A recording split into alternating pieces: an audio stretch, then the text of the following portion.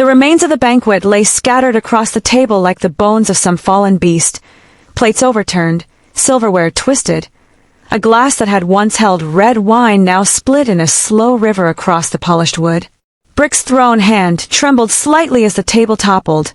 The air tasted of salt and blood and old promises. Amy stood in the doorway, wet from the rain that had followed him from the shore, the hem of her dress clinging to her calves. For a beat the noise of the departing guests outside seemed as distant as a dream. Inside, the room contracted to the three of them, Brick, Brett, and Amy. "You had no right," Brick said, voice low and raw, as if the words were dredged up from some sore place.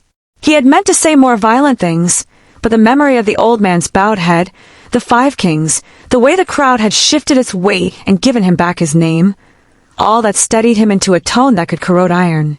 "You had no right to come here." Amy's laugh, when it came, was brittle. "Your house," she said. "My audacity. You think this is about me and my timing? You come staggering back to North Hill like a ghost, and you expect me to welcome you with open arms." Brett moved between them with a hand up, the easy softness he always wore in public gone hard at the edges. "Enough," he said. "Both of you. We're not here to fight. We need to. I don't want to listen to the two of you talk about restraint." Brick cut in. He leaned in, eyelashes damp. "I don't want your niceties. I want the children. I want North Hill back."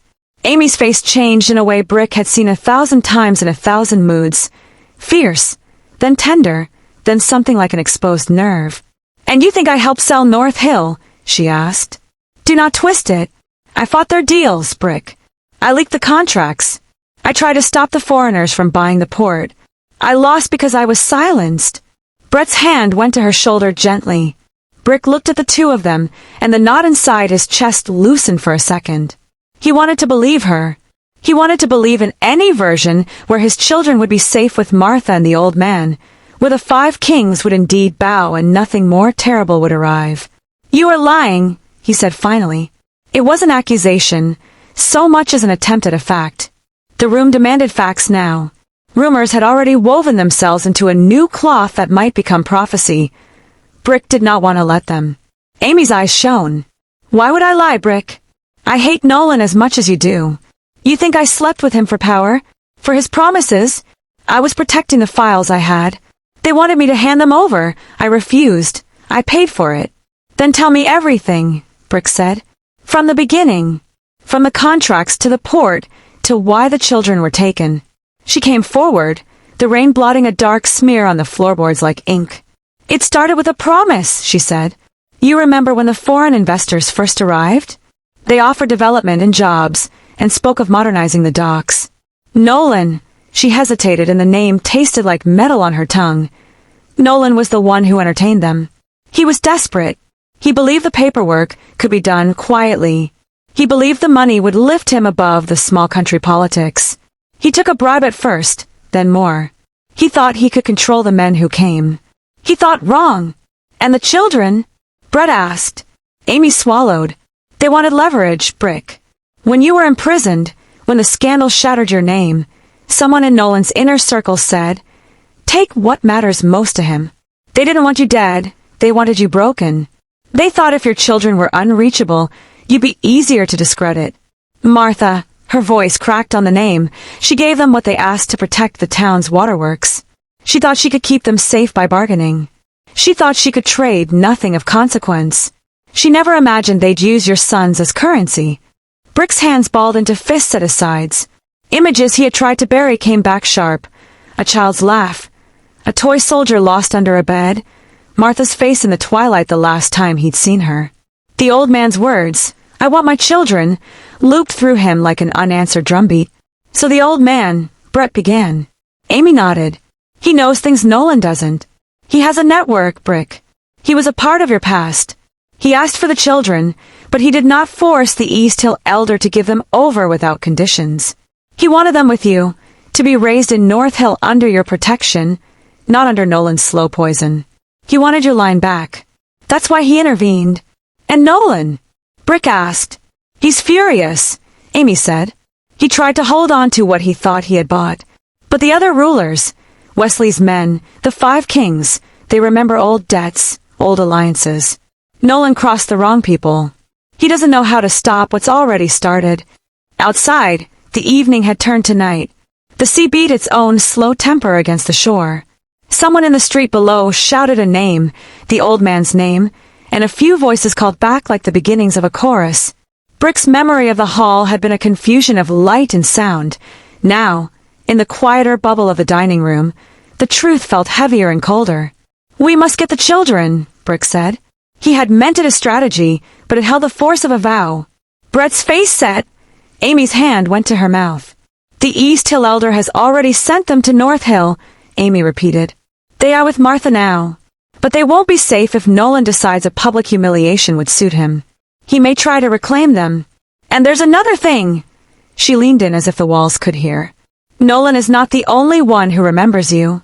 There are those in the city who believe you are more than a man who was beaten.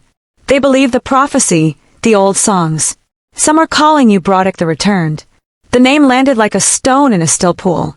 For a moment Brick's mind was empty of everything except the old man's bowed head at the wedding hall, the king's, the way the crowd had looked at him as if they'd seen the sun reappear behind clouds. "Broderick," he said softly, testing it. The name had weight.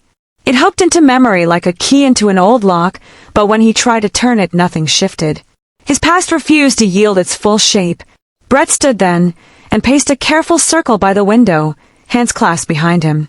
"I can get us to Martha," he said. "I can drive you myself. We go through the back roads. We don't announce anything. We keep this quiet until we have a plan." Brick shook his head slowly. "No. I want them to see me. I want North Hill to see what they did to me, to know what it cost. If I go in hidden, it will be like cowardice. They will hide behind papers, and please and call it progress. If I go in as Broderick, if I go in as a man who was taken and returned, then they have to face the truth." Amy's lips pressed together. "You are a spectacle in that state," she said, not unkindly. "Your scars, your wounds, they will be broadcast. People will rally. They will also fear what rallies them. Nolan will use your return to crush dissent." Brick's jaw clenched. "Then let him try." Brett's voice, when he spoke, was softer than before. "You'll need allies." He glanced at Amy. "And you'll need to be well enough to stand in the square and speak without fainting or being taken again."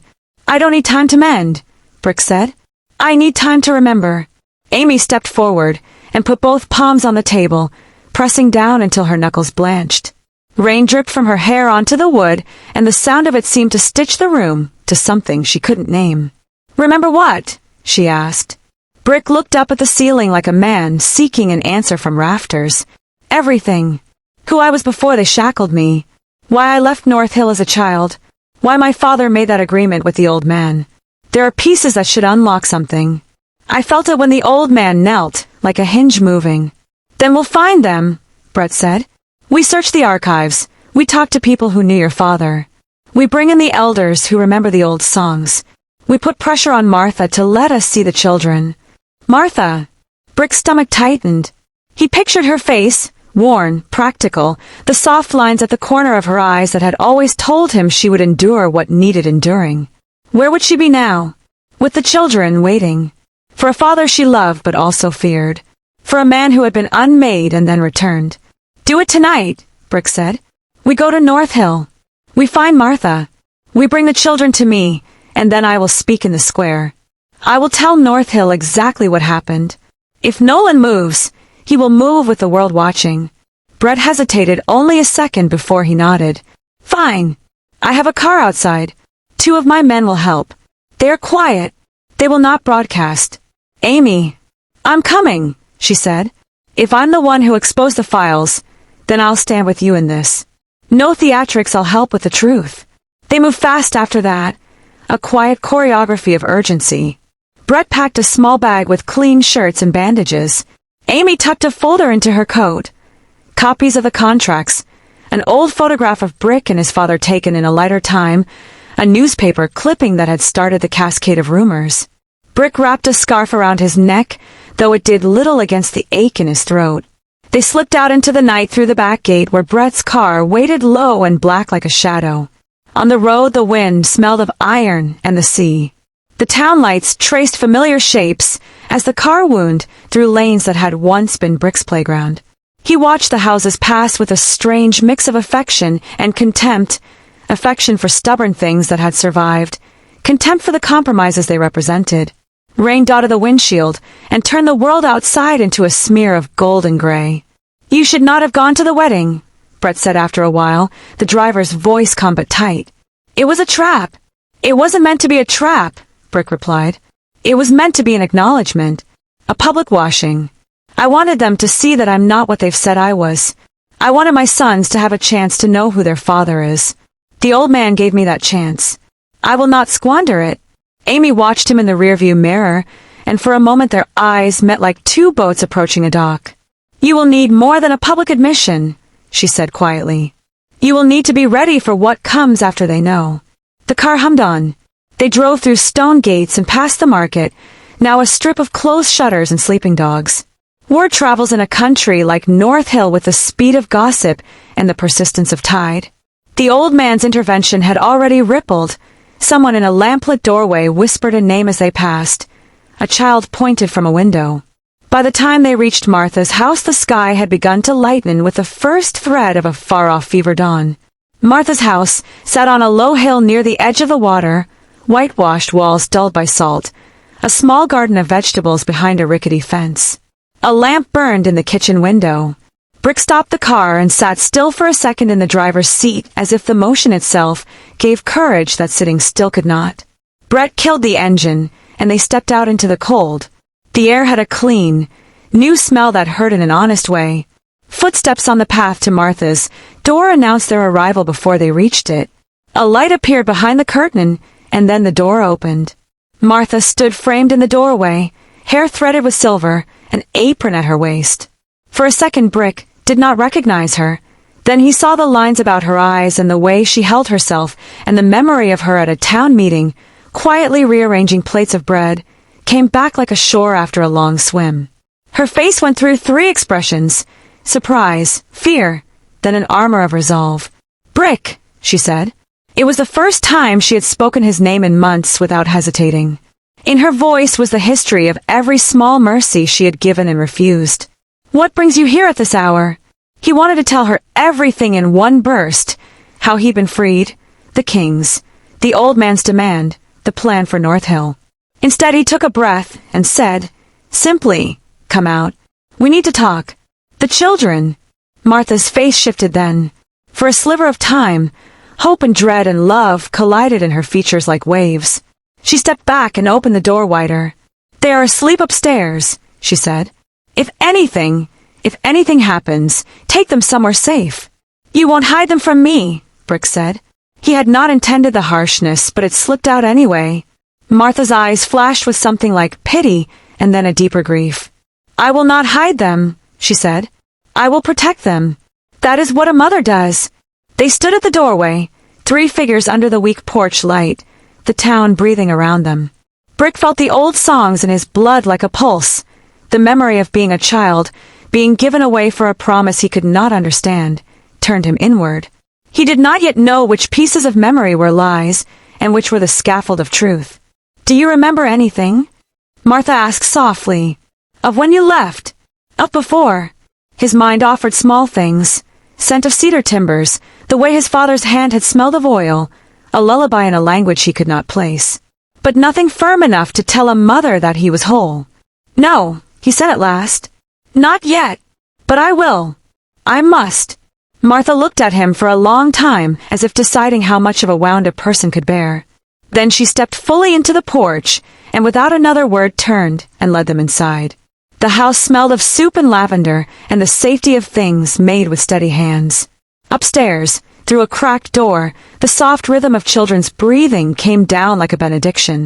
They moved carefully, and when Brick reached the children's room for the first time since he had been taken, the sight of small bodies under a blanket knocked something loose inside him, a soundless convulsion that made his knees weak. His hands shook as he reached out and touched the shoulder of the nearest child, a boy with his father's jaw and his mother's deep eyes. "Papa?" the smaller voice asked, half dreaming. Brick let a laugh out that was more like a sob. He lifted the child's head and held him, and the room blurred around him in colorless light. Whatever was to come, the public square, Nolan's wrath, the king's maneuvering, shrunk for that moment to the breath of a boy in his arms. Outside, the first bells began to ring at the harbor, announcing a dawn that would witness new vows, new betrayals, and perhaps the slow unspooling of memory. Brick did not know how much of himself he would recover by noon. He did know he would not waste this hour. He would stand in the square. He would speak. He would take back what had been taken. The old man had knelt and given him the name again. The town had a right to hear him. He had been beaten and returned. He would be the sum of scars and promises, and he would not be silent. The harbor bells chimed once more, and the world outside breathed in a new, trembling air. The harbor bells chimed once more, and the world outside breathed in a new, trembling air. Brick stayed kneeling by the bedside, his hand resting on his son's shoulder, feeling the steady pulse beneath his palm. 4 years he had dreamed of this, finding his children, holding them, hearing that single word, Papa. He'd imagined it with grandeur, perhaps in the courtyard of his estate, under banners and applause. But now, in this dim, quiet room with the smell of soup and the soft rasp of sleep, it was perfect. Amy stood in the doorway, arms crossed, watching the scene with something like guilt wrapped inside tenderness. Her eyes glistened, but she wiped them quickly, unwilling to intrude. Brett lingered behind her, scanning the hallway as though expecting Nolan's guards to burst through the walls at any moment. Brick gently set the boy's hand back under the blanket. The child murmured, rolled over, and sank back into the deep rhythm of dreams. Brick rose slowly, every muscle aching. The strength that had carried him through torture and exile was real, but so was the exhaustion that now settled in his bones. Martha waited at the foot of the stairs. Her posture was that of a woman who had already seen the cost of truth and was prepared to pay more. "You can't stay long," she said. "Word will spread that you're here." "I want them to see me," Brick replied. "The old man said I was the god of war. Let them test if I still am." Her eyes narrowed. "You think titles will save us? The kings are men, Brick. Men who can bow one day and draw their swords the next. Don't confuse honor with loyalty." He stepped closer. "I'm not asking for their loyalty. I'm demanding what's mine." The air between them was heavy with old tension, years of unspoken blame, unhealed wounds. Martha had once loved him fiercely, but she had also learned to live without him. Now he was back, and she wasn't sure whether to welcome him or fear what his return would bring. Amy broke the silence. "Nolan won't sit quietly. His spies will already know you've returned to North Hill. We have to act before he does." Brett nodded. "We can't fight him head-on yet. The soldiers in East Hill still answer to him. If he decides to send them here, he won't." Brick cut in. "Not yet. He's too afraid of the kings. They'll crush him if he moves first." "Afraid men make the worst enemies," Martha said. Brick turned to her, the scar on his cheek catching the flicker of the lamp. "Then let's make him more afraid." He walked toward the window, overlooking the dark waves. The sea was black, restless, almost breathing. In the distance, the faint glimmer of the East Hill border lights blinked like watchful eyes. "When dawn breaks," he said, "I'll stand in the square and speak. North Hill will know the truth. Every lie they've told will burn in daylight." Brett frowned. "You'll need protection. Nolan might send assassins." Brick smiled faintly. "Let them come. I've already survived his prison. A blade in the crowd won't stop me now." Amy stepped forward. "Then we'll stand with you. The people need to see that you're not alone." Martha shook her head. "Amy, you've done enough. You put yourself in danger once. Don't throw your life away for his pride." "This isn't about pride," Amy said. "It's about justice." The two women held each other's gaze, one hardened by years of survival, the other by recent guilt. Brick said nothing. He didn't have to. The choice had already been made. By the time the sun cracked the horizon, the small town of North Hill was already stirring. Fishermen pulled their nets, merchants set up stalls, and whispers filled the air like early fog. The news had spread faster than rumor usually could. Brick Alessandro is alive. He's back. They called him Broddick the Returned, the god of war reborn, the man who defied 10 kingdoms. Brick walked beside Brett and Amy toward the town square. He wore a simple black coat over his battered body, his face unshaven, the scars visible like declarations of survival. The crowd that gathered around him parted in awe, then followed in silence. By the time they reached the center of the square, hundreds had assembled. Some knelt, others raised phones, recording the moment that would soon fill the feeds and screens of every kingdom. Brick stepped onto the platform where the market criers usually stood. He looked over the sea of faces, young, old, fearful, defiant, and for a long moment he said nothing. The only sound was the gulls and the restless sea. Then he spoke. "You know my name," he began, his voice low but carrying, steady as a storm before thunder. "You've heard what they've said, that I was a traitor, that I sold North Hill to foreigners, that I disappeared because I was guilty. But you know me. You grew up beside me. You know I would never sell my home." A murmur rippled through the crowd. "They tried to break me," Brick continued. "They locked me in cells, chained me like a beast, and fed the world lies. But I am here, alive, and I have returned not for revenge, but for truth." He turned slightly, pointing toward the east. "Nolan of East Hill betrayed us. He made deals with men who wanted our land, our freedom, our children's future. He thought he could bury the truth by burying me. But look around. Truth doesn't die." The crowd erupted in shouts, anger, disbelief, hope. Brett's eyes darted around the edges of the crowd, scanning for threats. Amy filmed from one side, making sure every word would reach the world before anyone could silence it. Martha stood in the shadow of a stall, her heart tight with conflicting emotions. Brick raised his hand, and the crowd fell silent again. "Today," he said, "we reclaim North Hill. Not with blood, but with unity. The kings will not rule us through fear. Nolan will not poison our name. From this day forward, North Hill stands as its own." Someone shouted, "Long live Broddick!" Then another voice joined. "The god of war returns." Within moments, the chant spread through the square until they became one great roar that shook the air. Brick stood still, letting it wash over him. The faith, the fury, the resurrection of something that had been buried too long. For the first time in years, he felt whole. But far away, beyond the border, Nolan was already watching. In East Hill Palace, Nolan slammed his glass against the marble table, shards skittering across the floor. The elder beside him flinched. "He's supposed to be dead," Nolan shouted. "I paid to make sure of it." The elder bowed his head. Sir Wesley intervened. "The kings support Broddick now. If you move against him, it could mean war." Nolan paced like a trapped animal. "War, then. I'd rather burn North Hill to ashes than watch him turn the people against me." Another voice spoke from the shadows. "Then you'll lose everything." Nolan turned sharply. A tall man stepped out, dressed in black armor that shimmered like oil. His face was unfamiliar, but his presence filled the room with a heavy silence. "And you are?" Nolan demanded. "An ally," the stranger said. "But not of yours, yet. My name is Kale. I was once sworn to your father's command, before he lost his faith in kings. I serve balance now." "Balance?" Nolan scoffed. "What does that mean?" Kale smiled faintly. "It means you're about to be outmatched. Broddick's rise is not just politics. It's prophecy. He's more than a man. If you kill him, he'll become legend. If you let him live, he'll take your throne." Nolan clenched his fists. "Then what do you suggest?" "Don't fight him," Kale said. "Use him. Let him think he's free.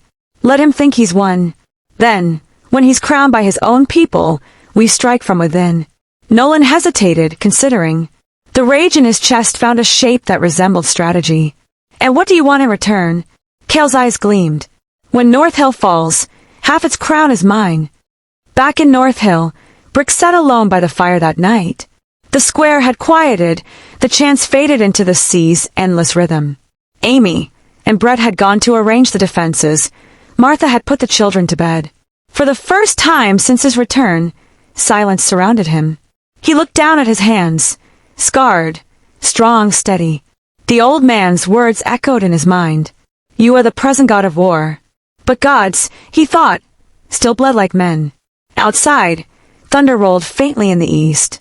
The storm was coming, and this time it would not stop at the border. The house was quiet that night, too quiet for something that had seen so much chaos only hours before. Rain tapped against the windows in soft, uneven rhythms, as if trying to mimic the pounding heart of whoever dared to stay awake. Evelyn sat in the old chair by the fire. Though the flames had died down to a dull orange glow, she could still hear them crackle like faint whispers of warning. Her eyes were open wide, staring at nothing yet seeing everything. In the dark corner near the stairs, she thought she saw the outline of a figure, but when she blinked it was gone. She breathed in slowly, and the smell of damp wood and old smoke filled her lungs. She could still feel the cold air that came from beneath the floorboards. Ever since they had lifted that one loose plank, something had changed. The voices no longer stayed in the walls. They moved freely now, sometimes soft, sometimes loud enough to make her hands tremble. Michael had gone into town earlier that day, but she wasn't sure if he would return. He had said he needed answers, but there were no answers left, only echoes of what the house wanted them to remember. Evelyn rose to her feet. Every creak in the floor felt alive. She stepped carefully toward the hallway where the shadows moved like breathing things. She paused by the mirror, and for a brief moment, she saw her reflection blink. Before she did, she turned away, clutching her arms tightly against her chest. Something shifted beneath the house, a dragging sound like something heavy being pulled across dirt. Her heart leapt. She dropped to her knees, pressing her ear against the cold wood. A faint voice came through, muffled, desperate. "Help me." She froze, every muscle locked. The voice came again, weaker this time. "Please help me." It was a woman's voice, not one she recognized. Evelyn slowly reached for the edge of the floorboard and pulled it upward. The smell hit her first, sharp and foul. Then the sound of faint, wet rustling. She shone her flashlight into the gap. Her breath caught in her throat. There were bones. Not old ones. Fresh enough that she could still see something dark clinging to them. Evelyn stumbled back. The flashlight fell and rolled toward the wall, casting wild circles of light across the ceiling. From beneath the floor came a low moan. She backed up until she hit the wall, covering her mouth, to stop the scream that threatened to escape. And then silence again. A silence so thick it pressed against her ears. She didn't move for a long time. When she finally did, it was to grab the flashlight again, but it flickered once, then died. The last thing she saw before it went out was a pale hand reaching up from the hole. The air in the room shifted as if someone else had entered. Evelyn whispered to herself, "It's not real, it's not real." But the whisper that came back was not her own. "It is real, Evelyn." She spun around her back, pressed against the wall. The voice came from the dark hallway ahead. Slow footsteps followed, soft and deliberate. The sound of wood bending beneath unseen weight. She wanted to run, but her legs refused to move. The figure that emerged was faint like smoke. A woman with long hair that floated as if underwater. Her eyes glowed dimly, not white, not black, something in between. "You found me," the voice said. Evelyn's throat tightened. She couldn't speak. The figure took another step forward, and then the floor beneath her gave way with a violent crack. She fell through darkness and landed hard on cold earth. Her flashlight landed beside her, flickering back to life. She was in a narrow crawl space beneath the house, walls of dirt pressing close around her. And there in front of her were dozens of bones, scattered, half buried, some small like those of a child. She crawled backward, her breath ragged. From behind her came the faint sound of breathing, not hers, slow and wet. Evelyn turned the light and froze. A face stared back from the dark, only inches away. Its eyes hollow, its mouth open as if mid-scream. She scrambled up, clawing at the wooden beams above, trying to find a way out. But hands cold and unyielding grabbed her ankles, pulling her down. She screamed, kicking wildly, until one hand snapped away like brittle wood. She pulled herself upward, through the hole, gasping for air. Back in the living room, the fire had gone completely out. Rain poured harder, now thunder rolled over the hills. She crawled toward the door, but it slammed shut before she reached it. The walls groaned, the sound of whispers, swelling from every direction. "They're all here, Evelyn, they never left." Her flashlight flickered one last time and went dark. The room filled with faint shapes, moving closer one by one until she could no longer tell where the shadows ended and the living began. Outside, lightning flashed, illuminating the house for a split second. Through the window, a figure could be seen, standing perfectly still, looking out into the storm. It wasn't Evelyn. Brick stood at the balcony of his mansion, staring at the sleeping city beneath the night sky. The sea wind brushed against his face, carrying with it the distant sound of waves crashing against the rocks. North Hill looked peaceful, but he knew peace had abandoned this land long ago. He could see the faint lights of the patrol vehicles moving in the distance, and he wondered how many of those men were loyal and how many were traitors. Brett entered the room, quietly carrying a file, his expression tense. "Sir," he said, "the council meeting has been fixed for tomorrow morning. Every lord in North Hill will be there." Brick turned his head slightly, his eyes cold. "They think I am still broken," he said, "but they will see what kind of man crawled out of their dungeon." Brett placed the file on the table. "The council has already started spreading rumors that you were helped by foreign kings, that you plan to take the throne from Nolan." Brick smirked. "Nolan has no throne to lose." He walked back inside the house, his bare feet silent on the marble floor. He stopped at the mirror in the hallway and looked at his reflection. The scars across his chest and shoulders were reminders of his captivity. He remembered the dark room, the whips, the cold chains, the laughter of his enemies. Every cut was a memory, and every memory was a reason to fight. Amy appeared at the end of the hallway, her eyes swollen from crying. Brick turned, slowly, his gaze sharp. "You should not be here, Amy," she whispered. "I came to say I'm sorry. I didn't know what they planned. I tried to warn you." Brick stepped closer, each step heavy with anger and disappointment. "You stood there while they tore my name apart, Amy. You stood there when they paraded me like an animal. I had no choice," she said, her voice shaking. "They had my family." Brick stopped, inches from her face. "What about my family, Amy? What about my children?" He turned away before she could answer. Brett stood at the doorway, watching in silence. He knew better than to speak. When Brick was like this, Amy lowered her head and walked out, tears running down her cheeks. Brick stood still, his fists clenched, then walked to his study and slammed the door behind him. He spent the night writing letters, letters of recall to the generals, letters of warning to the traitors, letters of peace to the loyal lords. Each word carried weight. Every line was a declaration of his return. He sealed each one with his personal crest, a red mark shaped like a sword crossing a flame. By morning the letters had reached every corner of North Hill. Some rejoiced, others trembled. Those who had profited from his fall began to pack their gold and flee, while those who had suffered waited with quiet hope for justice. At dawn, Brick rode out with Brett toward the old barracks, where the 1st Division once trained. The gates were rusted, the banners faded, but the spirit of the place still lingered. Men who had once served under him saw his horse from afar and rushed forward, dropping to their knees. "The god of war has returned," they whispered. He dismounted slowly and walked among them, his eyes scanning faces scarred by loyalty. "In time you have not changed," he said, "and neither have I." One of the captains stepped forward. "Sir, we thought you were dead. They told us you betrayed North Hill." Brick raised his hand. "Silence. I was betrayed, but I did not die, and now those who sold this land will pay." He climbed onto a stone platform, the wind whipping his coat around him. Soldiers gathered, forming a sea of hardened faces behind him. Brick raised his arm toward the horizon. "Beyond those hills," he said, "are the houses of men who eat while your children starve. They sold your brothers to foreign lands. They made you believe your commander was gone. But look at me now. Am I gone?" The crowd roared in reply. "No, sir." Brick's voice thundered across the field. "Then rise with me. We take back North Hill, not with hatred, but with justice." That night he returned home, exhausted. The children were asleep in Martha's care. She met him at the door, her eyes filled with worry. "You promised me peace, Brick. You said you would never return to war." Brick placed his hands on her shoulders. "Gently, my love. This is not war. This is redemption." Martha shook her head. "I can see it in your eyes. Brick, you crave vengeance more than peace." He turned away, unable to deny it. Later, when the house was quiet, Brick sat on the porch, staring at the dark sea. The moon was high, the waves restless. He could almost hear the whisper of his old master, Sir Wesley, in the wind. "Remember who you are, Brick. Remember that power without mercy is destruction." Brick closed his eyes and exhaled. "I will not be destroyed."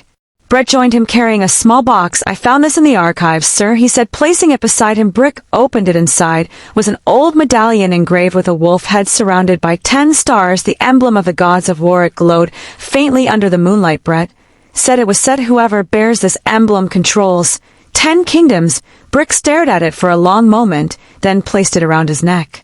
The next morning, smoke rose from the hills. One of the villages loyal to Brick had been attacked by Nolan's men. Brett burst into the room. "Sir, they struck first. Nolan wants a war." Brick stood without hesitation. "Call every division. Prepare the banners of the wolf. We march at dusk." By sunset, the plains outside North Hill were alive with movement. Soldiers, armor, horses, flags. The ground trembled under the weight of thousands marching together at the front. Road Brick his eyes fixed on the horizon. When they reached the borders of East Hill, Nolan's forces were already waiting. Lines of archers behind walls of shields, flags fluttered like flames in the wind. Nolan himself stood atop a black horse, his armor gleaming like polished steel. Brick halted his army and rode forward alone, meeting Nolan halfway. "You should have stayed in exile," Nolan said. "You were safer as a ghost." Brick's voice was steady. "You should have stayed silent while you had the chance." Nolan smiled. "You think you can win with loyalty and old stories? I have men, you have memories." Brick dismounted and took a handful of sand from the ground. "Do you know what this is?" he asked. Nolan frowned. "Dirt." Brick crushed it in his palm and let it fall. "This is North Hill soil. It remembers every drop of blood spilled for it. You forgot, but I did not." He turned and raised a sword. The signal was given. Horns blared, arrows darkened the sky, and the battlefield erupted in chaos. The fight lasted till dawn. The air was thick with smoke, and the cries of men. Brick moved through it like a storm, every swing of his sword cutting down the enemies before him. Brett fought beside him, wounded but unyielding. Nolan's army began to falter. Then a horn sounded from the eastern ridge. Reinforcements from the 10 kingdoms under Sir Wesley's command arrived. Their banners lit up the horizon like fire. Nolan's face twisted in fear. By morning the battle was over. Nolan's army lay scattered. His generals captured. Brick stood amid the ruins, his sword dripping with blood. Nolan knelt before him, his armor broken and his pride shattered. Brick looked down at him and said, "North Hill will never kneel again." Nolan spat blood. "You will become what you hate." Brick turned away. "Then let history decide what I become." He raised a sword to the sky as the soldiers of North Hill and the allied kingdoms knelt before him, chanting his name. God of war, God of war." Brick closed his eyes and whispered for North Hill, for every soul they tried to silence. Far away on the cliffs, Amy watched the rising sun. She had left during the night, unable to face the man she once loved, but she knew the legend of Brick Alessandro had begun again. The wind carried his name across the land, and with it the promise that peace, though born from war, would someday return.